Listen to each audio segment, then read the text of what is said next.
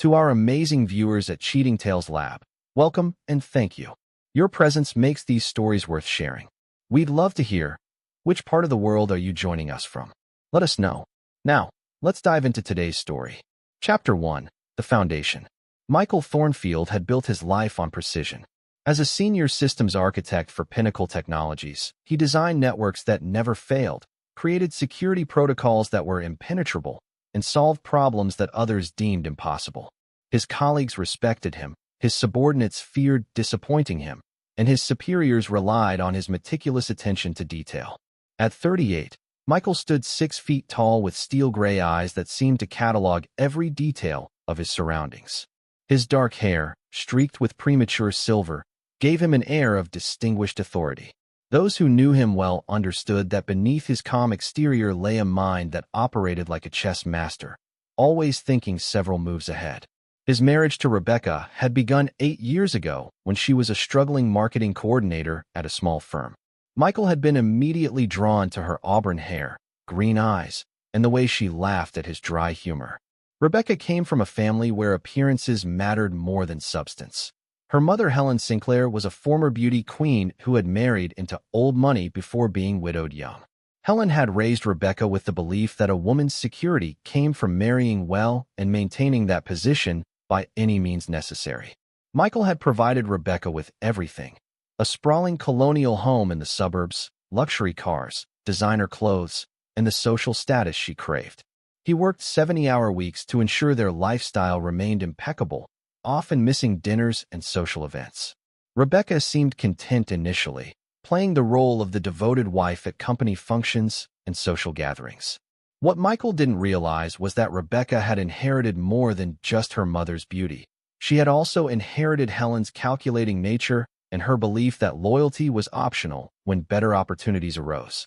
Troy Blackstone, Michael's boss and the VP of operations at Pinnacle Technologies, was everything Michael wasn't. Where Michael was analytical and reserved, Troy was charismatic and bold. At 42, Troy had climbed the corporate ladder through a combination of strategic networking and ruthless ambition. His thick blonde hair, perpetual tan, and expensive suits made him the kind of man who commanded attention at every company event.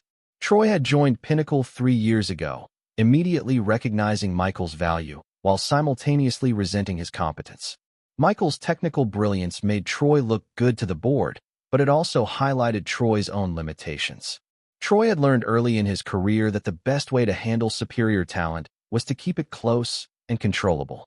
The irony wasn't lost on Michael later. He had been so focused on building unbreachable digital fortresses that he had failed to protect his own home from invasion. As Michael sat in his home office that Tuesday evening, reviewing system logs and security protocols, he could hear Rebecca on the phone downstairs. Her voice carried up through the heating vents, though he wasn't paying attention to her words. He was engrossed in a complex encryption algorithm, the kind of mathematical puzzle that had always provided him with a sense of order in an increasingly chaotic world. His phone buzzed with a text from Troy. Board meeting moved to 8 a.m. tomorrow. Need the Morrison project specs ready. Michael glanced at the clock, 10:30 p.m.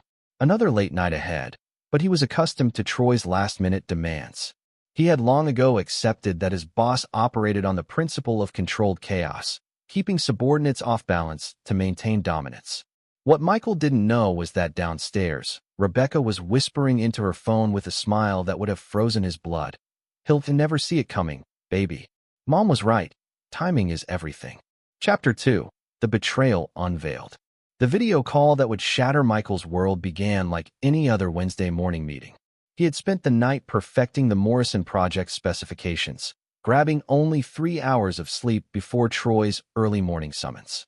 Rebecca had already left for her morning yoga class, kissing his cheek with the same practiced affection she had displayed for years. Michael settled into his home office at precisely 7:55 a.m., adjusting his camera and checking his connection. Punctuality had always been one of his defining characteristics, a trait that Troy often mocked but secretly envied. When Troy's face appeared on screen, something was different. Instead of his usual hurried demeanor, Troy seemed almost relaxed, like a man savoring a fine wine. His office background was perfectly arranged, and Michael noticed Troy had chosen to sit in his high-backed leather chair rather than his usual position at the conference table.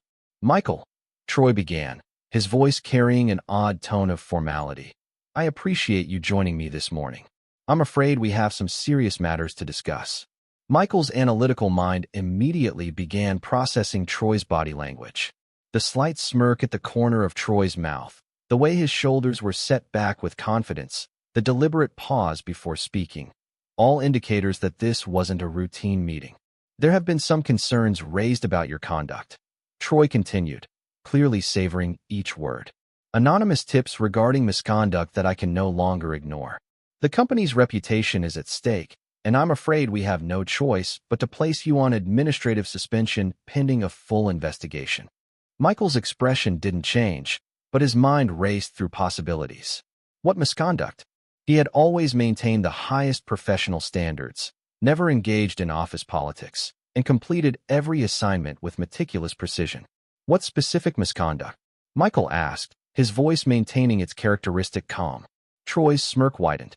"I'm not at liberty to discuss the details, but I can assure you that the sources are credible and the allegations are serious enough to warrant immediate action." That's when Michael heard it. A familiar laugh from somewhere behind Troy's chair. His blood temperature dropped several degrees as Rebecca stepped into view, her green eyes sparkling with malicious satisfaction. "I only ensured the company wasn't tarnished by your loser personality," Rebecca said loudly, her voice carrying none of the warmth Michael had heard for 8 years. "Someone had to protect the company's interests from your social incompetence and arrogant behavior." Michael's world tilted on its axis. Behind Rebecca, he glimpsed Helen Sinclair, his mother-in-law, nodding approvingly with the satisfied expression of a woman whose carefully laid plans had finally come to fruition. The pieces fell into place with stunning clarity. The late-night phone calls Rebecca claimed were from her sister, the increased frequency of her yoga classes and shopping trips, Troy's recent behavioral changes, and the way he had been asking pointed questions about Michael's work habits and personal life during meetings.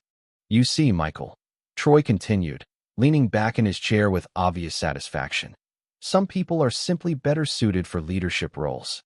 Your technical skills are adequate, but leadership requires interpersonal abilities that you've never possessed." Michael closed his eyes for a moment, feeling something cold and calculating settle into place behind his ribs. When he opened them again, his expression was perfectly neutral, betraying none of the storm building beneath the surface. "I understand," Michael said quietly. "I'll await further communication regarding the investigation." As he ended the call, Michael sat in absolute silence for several minutes. 8 years of marriage, 15 years with the company, a lifetime of playing by the rules, maintaining his integrity, and trusting in the fundamental decency of others. That version of Michael Thornfield died in that moment. What emerged was something far more dangerous. A man with intimate knowledge of every digital system in the company, detailed understanding of human weaknesses, and absolutely nothing left to lose. Michael had always been a chess player, but now he was prepared to play a game with much higher stakes. He opened his laptop and began typing, his fingers moving with mechanical precision. If they wanted to destroy him through deception and betrayal, he would show them what true destruction looked like. Justice would indeed be served cold. Chapter 3: The Architect of Vengeance. Michael spent the next 72 hours in what could only be described as a state of controlled fury. He didn't contact Rebecca, didn't attempt to return to work, and didn't hire a lawyer to fight the suspension. Instead, he did what he had always done best. He analyzed the problem and began designing a solution. The first step was gathering intelligence. Michael's access to Pinnacle systems had been revoked, but his home computer contained years of backed-up files, including detailed organizational charts, employee records, and system architecture documentation. More importantly, he had always maintained his own private records of every significant interaction, email, and decision, a habit that Troy had often mocked as obsessive documentation. By Thursday afternoon, Michael had constructed a comprehensive timeline of Troy and Rebecca's affair. The pattern was clear once he knew what to look for.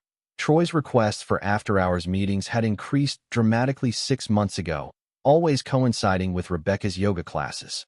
Company credit card records, which Michael had helped design the monitoring systems for, would undoubtedly show Troy's charges at upscale restaurants during times when he claimed to be working late.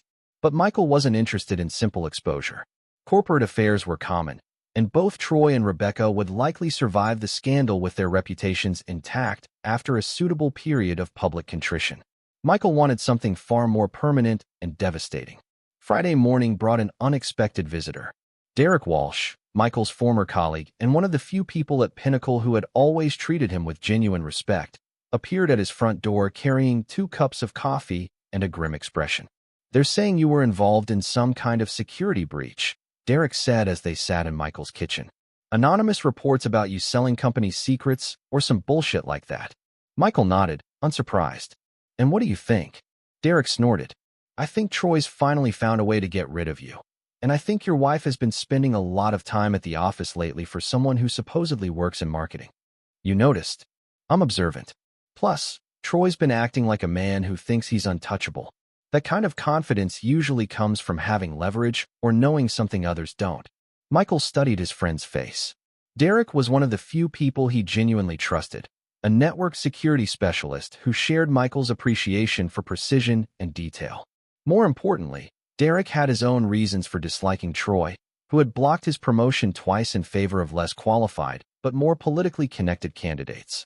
"What would you do?" Michael asked carefully, "if you discovered that someone had been systematically destroying your life through carefully coordinated lies?" Derek was quiet for a long moment. "I'd probably want to return the favor with interest." That evening, Michael made his first move. Using skills he had developed over years of ethical hacking and penetration testing, he began a careful exploration of digital footprints. Not the obvious ones that would leave traces. Michael was far too sophisticated for such amateur mistakes, but the subtle indicators that most people never considered. Rebecca's social media activity, cross-referenced with location data from her phone, painted a clear picture of deception. Her claimed yoga classes corresponded with check-ins at upscale hotels. Her shopping trips aligned with Troy's travel schedule for client meetings in the city. But the most revealing discovery came from analyzing metadata and photos Rebecca had posted online. Several recent images contained geolocation tags from Troy's apartment complex, taken during times when she claimed to be with her sister. Michael had always admired Rebecca's attention to detail in her social media presence, never realizing that her desire for documentation would provide him with the evidence he needed. By Saturday, Michael had completed his reconnaissance phase and moved into strategic planning. He opened a new document on his computer and began typing. Project Reckoning, Phase 1, Foundation. Michael understood that true revenge required patience and precision. Quick retaliation would be satisfying but temporary. What he was planning would be systematic, escalating, and absolutely devastating. The first phase would establish credibility and positioning. Michael needed allies, resources, and most importantly, he needed his enemies to underestimate him. Troy and Rebecca's greatest mistake was assuming that Michael's calm demeanor indicated weakness or passivity. They had mistaken careful analysis for indecision and methodical thinking for lack of imagination. They were about to learn the difference between a victim and a predator. Michael's phone rang Sunday evening. Rebecca's name appeared on the caller ID, but he let it go to voicemail. When he finally listened to the message, her voice was artificially sweet, tinged with what she probably thought was convincing concern. "Michael, honey, I heard about work. I'm so sorry this happened to you. I'm staying at Mom's for a few days to give you some space to figure things out, but I want you to know I'm here for you. We'll get through this together." Michael deleted the message and smiled for the first time in days. Rebecca was still operating under the assumption that he was the same trusting man she had married. She had no idea that version of Michael no longer existed. He opened his laptop and continued typing his plans, the keystrokes echoing in the empty house like a countdown timer marking the moments until justice would be served. Chapter 4. The Setup. Monday morning arrived with unseasonable warmth for October, and Michael used it as an opportunity to begin his first calculated move. He drove to the Pinnacle Technologies office complex, not to attempt entry. His access badge had been deactivated, but to observe and gather real-time intelligence. Michael parked across the street at a coffee shop with clear sightlines to the employee entrance and executive parking garage. His years of security consulting had taught him that surveillance was as much about timing as observation. He needed to understand the current operational patterns now that his absence had created changes in the office dynamic. At 8:15 a.m., Troy's silver BMW pulled into his reserved space. Michael noted that Troy looked particularly pleased with himself, practically strutting as he headed toward the building. 15 minutes later, Rebecca's red Audi appeared in the visitor parking area. Unusual, since she had never been a frequent visitor to Michael's workplace. Through binoculars, Michael watched Rebecca enter the building wearing a black business suit he had never seen before. Her body language was confident, purposeful, like a woman who belonged in corporate corridors.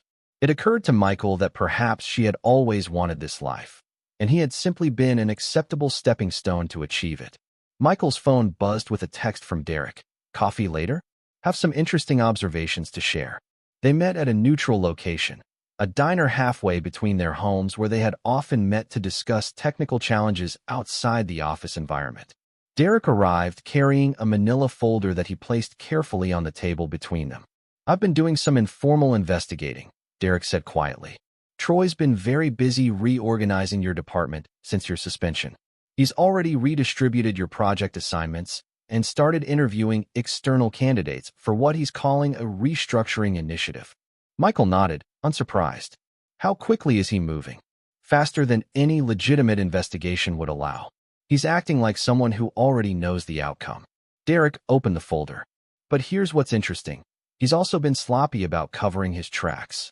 The folder contained printouts of email timestamps, meeting schedules, and access logs that Derek had legitimately obtained through his own system privileges. The pattern was damning. Troy had been using his administrative access to review Michael's work files and personal information for months, well before any alleged misconduct reports. He's been building a case against you since at least June, Derek continued. But some of these access logs show him reviewing files during times when the system shows he was supposed to be in client meetings across town.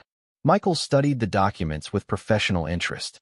Troy's arrogance had led him to underestimate the paper trail that digital systems always created. But more importantly, these logs would prove that Troy had been planning Michael's removal long before Rebecca had provided the convenient excuse of anonymous misconduct reports.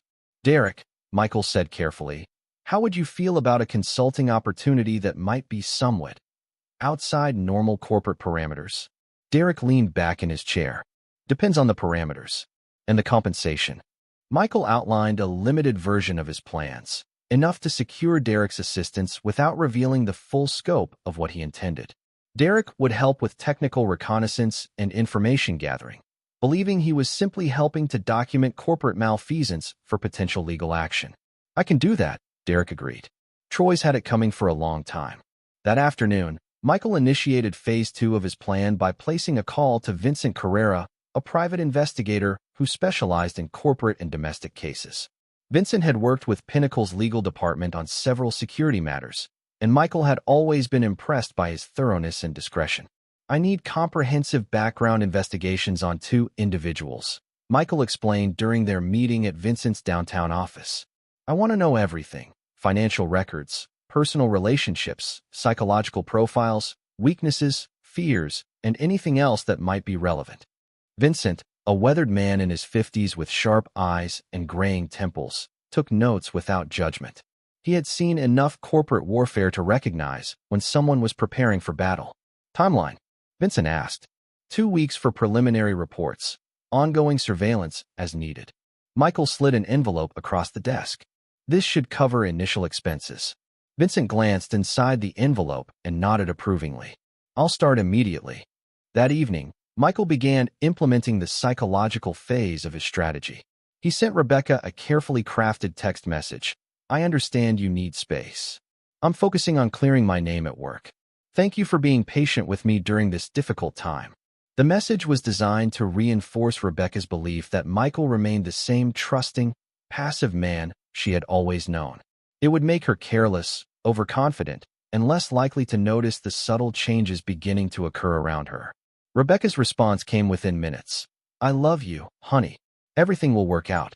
Mom says these things happen for a reason. Michael read the message twice, then deleted it. Helen Sinclair's influence had always been toxic, but now it would become a liability for both women. Michael made a mental note to include Helen in his comprehensive investigation. He suspected that her involvement in this situation went far deeper than mere maternal support. As the sun set on his first day of active planning, Michael stood in his home office reviewing the wall map he had created. Red pins marked key locations: Troy's apartment, Rebecca's yoga studio, Helen's house, various restaurants and hotels. Blue pins indicated allies and resources. Green pins showed surveillance points and tactical advantages. It looked like a military campaign map, which wasn't far from the truth. Michael was planning a war, and he intended to win it completely. Chapter 5: Intelligence and Infiltration. Vincent Carrera's preliminary report arrived via encrypted email exactly 2 weeks later, and its contents exceeded even Michael's analytical expectations.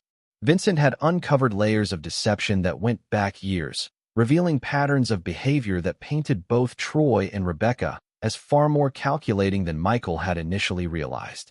Troy Blackstone's background revealed a man who had built his career on a foundation of strategic betrayal. At his previous company, Meridian Systems, Troy had initiated an affair with the CEO's wife while simultaneously documenting the CEO's minor policy violations. The resulting scandal had removed Troy's primary competition for promotion and installed him as interim department head. When the situation became untenable, Troy had leveraged his inside knowledge to secure his position at Pinnacle, bringing with him several key clients and leaving Meridian in chaos. "He's a pattern predator," Vincent explained during their meeting at a discreet downtown restaurant. "Uses intimate relationships to gain access and leverage, then exploits that information for professional advancement." The report on Rebecca was equally revealing. Her financial records showed unexplained cash deposits dating back 18 months. Not enough to suggest embezzlement, but indicative of someone receiving payments for services rendered. Phone records revealed extensive communication with Helen, but also with a number that traced back to a high-end private investigator who specialized in marital surveillance and asset protection. "Your wife has been planning this for a long time," Vincent continued. "The investigator she hired specializes in helping women maximize their divorce settlements by documenting alleged misconduct by their husbands." Michael absorbed this information with the same methodical calm he brought to complex technical problems. Rebecca hadn't simply been unfaithful. She had been executing a comprehensive strategy to destroy his reputation while positioning herself for financial advantage in a divorce. "What about Helen Sinclair?" Michael asked. Vincent's expression darkened. "Helen's interesting. She's been married 3 times, and each of her former husbands experienced significant professional setbacks shortly before their divorces. The pattern suggests she may have been actively undermining them to improve her daughter's settlement positions." The investigation had also revealed something crucial about Troy's current vulnerability. Despite his confident exterior, Troy was deeply in debt due to his expensive lifestyle and gambling habits. He owed significant money to several high-interest lenders and was using his corporate credit cards for personal expenses, a violation that could result in criminal charges if properly documented. Michael spent the following week implementing what he privately called the pressure protocol. Using Derek's continued access to system logs, he began documenting every instance of Troy's financial irregularities. Simultaneously, he started planting seeds of doubt about Troy's competence within the broader organization. The strategy was subtle but effective. Michael used his extensive network of former colleagues and industry contacts to spread carefully crafted concerns about Pinnacle's security posture under Troy's leadership. He never mentioned his personal situation, instead focusing on technical observations that highlighted potential vulnerabilities. These conversations inevitably found their way back to Pinnacle's board of directors, who began asking Troy increasingly pointed questions about security protocols and departmental performance metrics. Meanwhile, Michael initiated what he termed environmental manipulation around Rebecca and Helen.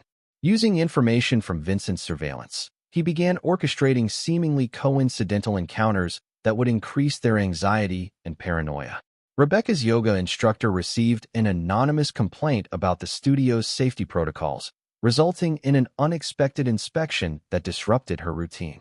Helen's country club experienced a series of minor but embarrassing incidents: catering problems, maintenance issues, social calendar conflicts that created stress and social embarrassment. Each incident was small enough to seem like normal bad luck, but the cumulative effect was to create an atmosphere of increasing uncertainty and pressure in their lives. The psychological impact was exactly what Michael had anticipated. Rebecca's text messages to him became more frequent and increasingly anxious, seeking reassurance about their relationship and his job situation. Helen called twice, ostensibly to offer support, but actually fishing for information about Michael's state of mind and financial resources. Michael responded to each overture with carefully calibrated messages designed to maintain their false sense of security while gathering additional intelligence about their plans and emotional states. "How are you holding up, honey?" Rebecca asked during one of their rare phone conversations. "I know this must be so difficult for you." "I'm managing," Michael replied, allowing a carefully controlled note of defeat to enter his voice. "The investigation is ongoing, but I'm optimistic they'll realize there's been a misunderstanding." He could practically hear Rebecca's satisfaction through the phone. She believed she was talking to a broken man who still trusted in the fundamental fairness of institutional processes. "That's good, Michael. I'm sure everything will work out for the best." After ending the call, Michael returned to his computer and updated his comprehensive tracking spreadsheet. Every conversation, every text message, every piece of gathered intelligence was being documented and analyzed for patterns and exploitable weaknesses. Phase 3 would begin soon, and Michael wanted to ensure that when he moved from preparation to active engagement, his enemies would have no defense against the storm he was about to unleash. The pieces were finally in position, and Michael's patience was about to be rewarded with the systematic destruction of everyone who had betrayed him. Chapter 6. The Trap Springs. 3 weeks into his campaign, Michael received the intelligence breakthrough he had been waiting for. Vincent's surveillance team had documented Troy and Rebecca meeting at the exclusive Riverside Hotel, not for their usual romantic encounters, but for what appeared to be a serious business discussion with Helen Sinclair and a man Vincent identified as Lawrence Maddox, a prominent divorce attorney known for representing high-net-worth women in contentious separations. The photographs showed the four of them reviewing documents across a conference table, with Helen taking notes and Troy pointing to specific sections of what appeared to be financial statements. The body language suggested a coordinated strategy session rather than a casual meal. "They're accelerating their timeline," Vincent reported during his briefing. "Maddox specializes in cases where the husband's reputation needs to be destroyed before the divorce proceedings begin. His usual strategy involves establishing patterns of misconduct that make his clients appear to be victims of emotional or financial abuse." Michael studied the surveillance photos with professional detachment. The final piece of the puzzle had fallen into place. This wasn't just an affair, but a comprehensive conspiracy to destroy his life and transfer his assets to Rebecca. The misconduct allegations at work were designed to establish grounds for a divorce settlement that would leave him with minimal resources and damage professional prospects. "How much time do we have?" Michael asked. "Based on Maddox's usual patterns, I'd estimate they'll file within the next 2 to 3 weeks. They want to establish momentum before you have time to mount an effective defense." Michael nodded. He had anticipated this timeline and was prepared to move into the active phase of his retaliation. "Vincent, I need you to arrange a meeting with Angela Morrison from the Channel 7 investigative team. I have a story that will interest her." Angela Morrison was a former colleague of Derek's sister who had built her reputation exposing corporate corruption and personal scandals involving public figures. She was known for her thoroughness, aggressive investigation techniques, and willingness to pursue stories that other journalists considered too risky. The meeting took place that Friday evening at a quiet restaurant outside the city. Angela arrived carrying a digital recorder and a legal pad, clearly expecting a standard corporate whistleblower interview. "I understand you have information about misconduct at Pinnacle Technologies," she began. Michael smiled, the first genuine expression of pleasure he had allowed himself in weeks. "Actually, I have something much more interesting. I have documented evidence of a conspiracy involving corporate executives, private investigators, and legal professionals designed to destroy innocent people through manufactured scandals." For the next 2 hours, Michael laid out the complete story with methodical precision. He provided Angela with financial records, communication logs, surveillance photographs, and digital forensics that painted a clear picture of coordinated fraud and conspiracy. But Michael's masterstroke was the evidence he had gathered about Troy's pattern of behavior at previous companies. Vincent's investigation had uncovered 3 other situations where Troy had used similar tactics to eliminate competition and advance his career. "This isn't just a personal betrayal," Michael explained. "This is a criminal conspiracy that has been operating for years, destroying lives and careers for financial gain." Angela's eyes lit up with the predatory enthusiasm of a journalist who recognized a career-making story. "What do you want from me?" "I want you to expose the truth. But the timing needs to be precise." Michael handed her a sealed envelope. "Everything goes public simultaneously: the corporate misconduct, the personal affairs, the financial irregularities, and the conspiracy to commit fraud. No warnings, no opportunities for damage control." That weekend, Michael implemented the final phase of his psychological warfare campaign. He sent carefully crafted messages to Troy, Rebecca, and Helen, each designed to trigger specific responses that would compromise their coordination and decision-making. To Troy: "I wanted to thank you for your support during this difficult time. I know you're doing everything you can to ensure a fair investigation." To Rebecca: "I've been thinking about our future, and I want you to know that whatever happens with work, my feelings for you haven't changed. You're the most important thing in my life." To Helen: "I appreciate your concern for Rebecca during this stressful period. I hope I can continue to provide the stability and security your daughter deserves." Each message was designed to create anxiety and confusion. Troy would wonder if Michael suspected the conspiracy. Rebecca would question whether he was planning to contest the divorce. Helen would worry that Michael might be more resilient than they had anticipated. The psychological pressure was intensified by a series of seemingly unrelated events that Michael orchestrated through his network of contacts and Vincent's resources. Troy's gambling debts were quietly purchased by a collection agency with more aggressive tactics. Rebecca's credit cards were mysteriously flagged for unusual activity, freezing her accounts temporarily. Helen's country club membership was questioned due to administrative irregularities in her application. By Monday morning, all 3 conspirators were operating under increased stress and uncertainty, making them more likely to make mistakes or rush their timeline. Michael's phone rang at exactly 10 a.m. Rebecca's voice was strained, lacking its usual confidence. "Michael, we need to talk. Can you meet me for lunch today?" "Of course," Michael replied, allowing concern to color his voice. "Is everything all right?" We need to discuss some things about our future."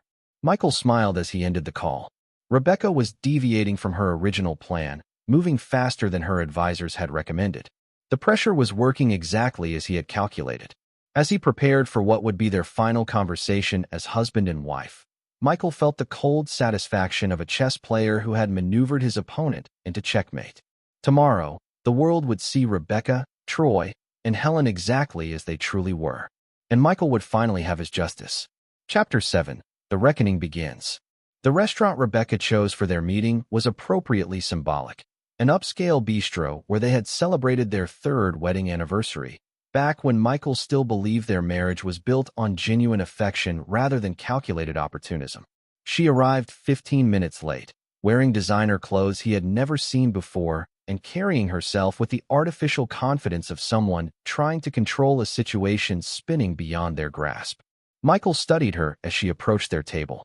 The woman he had married was still physically present, but everything else about her had been transformed by greed and deception. Her smile was practiced, her gestures calculated, her eyes constantly scanning the restaurant as if checking for threats or observers. "You look tired," Rebecca said as she sat down, her voice carrying manufactured concern. "This whole situation at work must be so stressful for you." "I'm managing," Michael replied, maintaining the facade of trusting vulnerability that had served him so well over the past month. "Though I have to admit, having you stay at your mother's during all this has been lonely." Rebecca's expression flickered with what might have been genuine guilt before the mask of false sympathy returned. "I know, honey, but I thought you needed space to focus on clearing your name without worrying about me." They ordered lunch and made small talk about inconsequential matters, both of them performing a careful dance around the real purpose of the meeting. Michael could see Rebecca building up her courage, preparing to deliver what she believed would be devastating news to a man who had no idea what was coming. "Michael," she finally said, reaching across the table to touch his hand, "I need to be honest with you about something." What is it? Michael asked, allowing his voice to convey apprehension. I think. Rebecca paused, as if struggling with the words. I think we need to consider that maybe our marriage hasn't been working for a while. With everything that's happening at work and the stress we've both been under, maybe this is a sign that we should think about making some changes. Michael blinked slowly, processing her words with apparent shock. Changes? Rebecca, what are you saying? I'm saying that maybe we should consider a separation. Just temporarily, while you get your career situation sorted out. I think it would be best for both of us. Michael leaned back in his chair, his expression carefully calibrated to show a man whose world was crumbling. Are you asking for a divorce? Rebecca's eyes showed a flash of satisfaction before she covered it with fake reluctance. I don't want to use that word yet. But Michael, I need to be honest. I've been thinking about this for months. Even before your work problems started. I just think we've grown apart. Is there someone else? Michael asked quietly. The question hung in the air between them. Rebecca's body language shifted subtly. Her shoulders tensed, her fingers moved to her wedding ring, and her eyes broke contact with his for a fraction of a second too long. Michael, that's not really the point. The point is that we both deserve to be happy. Michael nodded slowly, as if absorbing a devastating blow. I see. And what happens now? To our house, our life together? We'll figure all that out. Mom recommended a lawyer who specializes in helping couples transition through these situations with minimal conflict. Lawrence Maddox. He's supposed to be very good at making sure everyone's interests are protected. Michael's internal smile was savage. Rebecca had just confirmed everything he needed to know about the coordinated nature of their conspiracy. She was following a script, and every word was providing him with additional evidence of premeditation and fraud. When do you want to start this process? Michael asked. Soon, Rebecca said, reaching for her purse. I know this is hard, but I think you'll see that it's for the best. For both of us. As Rebecca left the restaurant, Michael remained seated, maintaining his pose of a devastated man contemplating the ruins of his life. In reality, he was mentally reviewing the final checklist for Phase 4 of his plan, which would begin in exactly 18 hours. That evening, Michael placed a call to Angela Morrison. Are you ready for tomorrow? He asked. Everything's in place, Angela confirmed. The story goes live on the morning news and the website simultaneously. I have confirmation from the FBI Financial Crimes Unit that they'll be ready to execute search warrants as soon as the story breaks. Michael's next call was to Derek, who had spent the past week documenting Troy's unauthorized use of corporate resources and his violation of several federal regulations regarding data security. The system logs are compiled and ready for transmission to the authorities, Derek reported. Troy's going to have a very interesting conversation with federal investigators tomorrow. The final call went to Vincent, who had coordinated with law enforcement to ensure that all surveillance evidence would be admissible in court. Rebecca's meeting with Maddox tomorrow morning at 9, Vincent informed him. They're expecting to finalize the divorce strategy and begin filing paperwork. They have no idea what's about to hit them. Michael spent that evening in his study, reviewing every detail of the campaign he had orchestrated over the past 6 weeks. Tomorrow would see the culmination of months of careful planning, precision timing, and ruthless execution. Troy would wake up to federal agents executing search warrants at his home and office, investigating charges of embezzlement, fraud, and conspiracy. Rebecca would find herself the subject of a criminal investigation for conspiracy to commit fraud and attempting to manipulate legal proceedings through manufactured evidence. Helen would discover that her pattern of destroying her daughter's marriages for financial gain had finally attracted the attention of law enforcement. But Michael's plan went far beyond simple legal consequences. The media exposure would destroy their reputations permanently, making it impossible for any of them to continue their predatory behavior.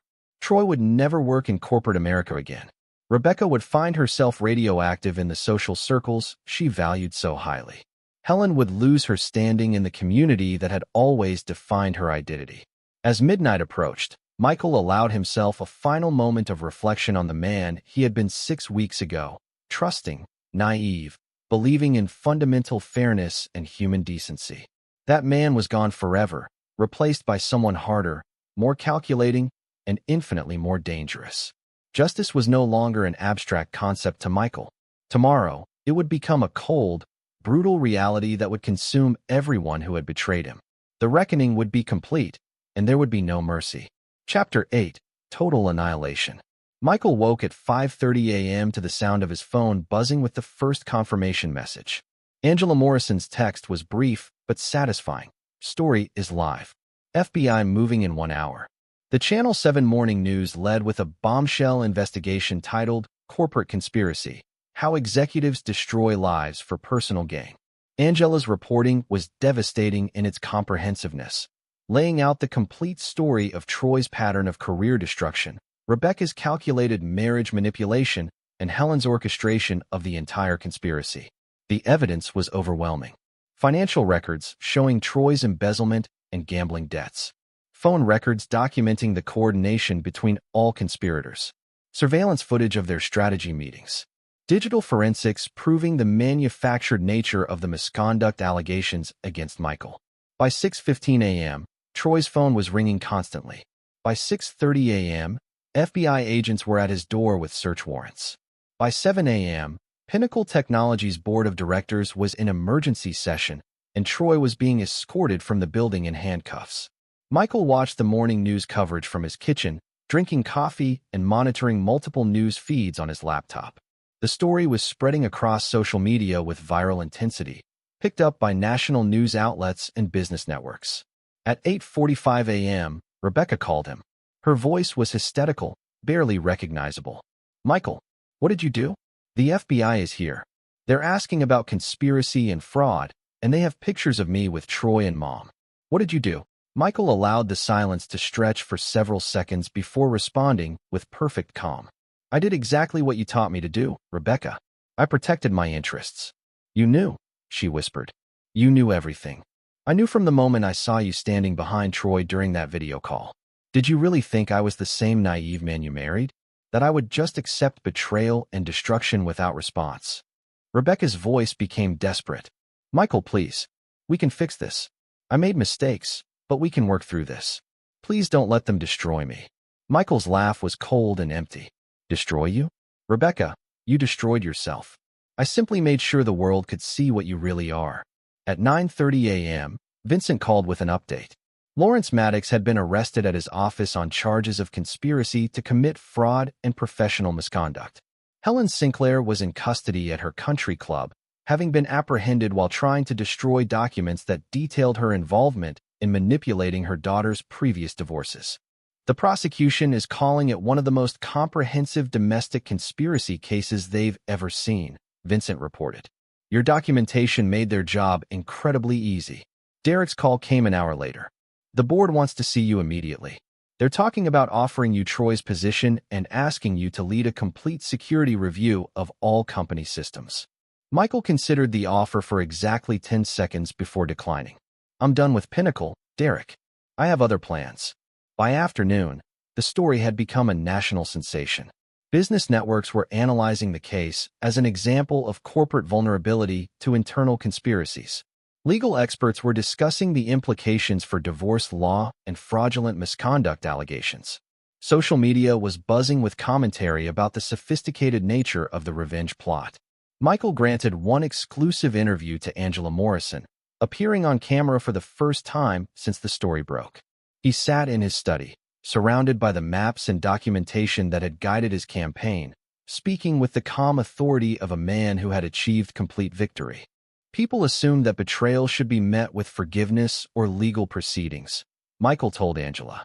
But sometimes justice requires more direct action. Sometimes you have to architect consequences that match the scope of the betrayal. "Do you feel any regret about destroying their lives?" Angela asked. Michael's expression didn't change. "They destroyed their own lives through their choices. I simply ensured that those choices had appropriate consequences. I have no tolerance for betrayal, and I never will." The interview aired that evening to massive viewership, cementing Michael's transformation from victim to calculating architect of justice. Social media exploded with debates about the ethics of his approach, but the general consensus was admiration for the sophistication and thoroughness of his revenge. By the end of the week, the legal consequences were devastating. Troy faced federal charges that would likely result in years in prison. Rebecca was looking at fraud charges and would lose everything in the divorce proceedings, which had become a criminal matter rather than a civil one. Helen faced multiple charges related to her pattern of marriage manipulation and would likely spend her remaining years in legal battles and potential incarceration. Michael's reputation, meanwhile, had been completely rehabilitated. He was receiving job offers from major corporations who were impressed by his security expertise and strategic thinking. Tech magazines were profiling him as an example of how to respond to corporate betrayal. Business schools were already discussing his case as a study in comprehensive strategic planning. But Michael wasn't interested in returning to corporate life. He had discovered something about himself during this process. He was extraordinarily good at strategic destruction, and there were others who needed his particular skill set. Vincent Carrera had already approached him about forming a partnership. "There are a lot of people out there who've been betrayed like you were," Vincent had said. "People who need someone with your analytical abilities and strategic mind to help them get justice." Michael was considering the offer. He had always been good at solving complex problems, and betrayal was simply another type of problem that required systematic solution. As he sat in his study that final evening, reviewing news coverage of the complete destruction of everyone who had betrayed him, Michael felt the deep satisfaction of a job completed with perfect precision. Justice had indeed been served cold, and it had been absolutely devastating. Chapter 9. The New Order. 6 months after the collapse of the conspiracy, Michael stood in the penthouse office of his new consulting firm, Thornfield Strategic Solutions, looking out over the city skyline. The space was sleek and modern, designed to project competence and discretion to clients who needed specialized assistance with complex personal and professional problems. The business had exceeded his most optimistic projections. Word had spread through certain circles about the methodical destruction of Troy, Rebecca, and Helen, and Michael found himself in demand among executives, entrepreneurs, and professionals who had discovered betrayal in their own lives and wanted more than what traditional legal channels could provide. Vincent Carrera had become his business partner, bringing investigative expertise and law enforcement connections that complemented Michael's analytical skills and strategic planning abilities. Their client base included CEOs dealing with corporate espionage, entrepreneurs betrayed by business partners, and professionals whose reputations had been systematically attacked by rivals. Michael's methods had evolved and refined over the months. Each case was approached with the same meticulous planning that had characterized his campaign against his former wife and boss. He researched his targets comprehensively, identified their vulnerabilities and pressure points, then orchestrated campaigns that brought about their destruction through their own choices and weaknesses. The legal proceedings against his former tormentors had concluded exactly as Michael had anticipated. Troy received an 8-year federal sentence for embezzlement and conspiracy, losing his house, his savings, and any possibility of working in corporate America again. Rebecca had been convicted of fraud and received 3 years probation, but the social and financial consequences were far more devastating than the legal ones. She had lost everything in the divorce and found herself completely ostracized from the social circles that had once defined her identity. Helen Sinclair's fate had been particularly satisfying. The investigation into her pattern of marriage manipulation had uncovered evidence going back 20 years, revealing that she had orchestrated the destruction of multiple relationships for financial gain. She faced multiple civil lawsuits from her previous victims and would spend the remainder of her life in bankruptcy and legal battles. Michael felt no sympathy for any of them. They had chosen their path of betrayal and deception, and he had simply ensured that their choices had appropriate consequences. Derek Walsh had visited the previous week, bringing news from Pinnacle Technologies. The company had struggled to recover from the scandal, with several major clients terminating contracts due to concerns about security and leadership. The board had eventually sold the company at a significant loss, and most of the employees had been forced to find new positions. "Do you ever think about what your old life might have been like if none of this had happened?" Derek had asked. Michael had considered the question seriously before responding. "That version of my life was built on a foundation of lies and deception. This version is built on truth and the understanding that trust must be earned and betrayal must have consequences." The transformation was complete and irreversible. Michael had evolved from a trusting man who believed in fundamental fairness to someone who understood that justice was something you created rather than something you waited to receive. His personal life reflected this new understanding. He had no interest in remarrying or forming the kind of vulnerable emotional connections that had once made him susceptible to betrayal. Instead, he maintained carefully controlled relationships with people who understood his nature and respected his boundaries. The phone on his desk buzzed with an encrypted message from a potential new client, a pharmaceutical executive whose business partner had stolen proprietary research and was planning to sell it to competitors. The case would require months of careful investigation and strategic planning, culminating in the complete destruction of the partner's reputation and financial stability. Michael smiled as he read the details. It was exactly the kind of complex challenge that he had come to specialize in. The client would pay handsomely for his services, and justice would be served with the same cold precision that had become his trademark. As the sun set over the city, Michael reflected on the distance he had traveled from that morning 6 months ago when Troy had delivered the news of his suspension. That naive, trusting man was gone forever, replaced by someone infinitely more dangerous and effective. Michael had learned the most important lesson of all. In a world where betrayal was common and forgiveness was seen as weakness, the only reliable protection was the ability to destroy anyone who dared to betray you. He would never again be vulnerable to the kind of systematic deception that Rebecca and Troy had orchestrated. More importantly, he would ensure that others who faced similar betrayals would have access to the kind of comprehensive justice that traditional systems couldn't provide. Michael opened the new case file and began his preliminary analysis. Somewhere in the city, a business partner was celebrating what he believed was a successful theft of intellectual property, unaware that his destruction had already been set in motion by forces he couldn't comprehend or defend against. Justice would be served cold once again, and Michael would be the architect of its delivery. The man who had once believed in forgiveness and second chances was gone forever.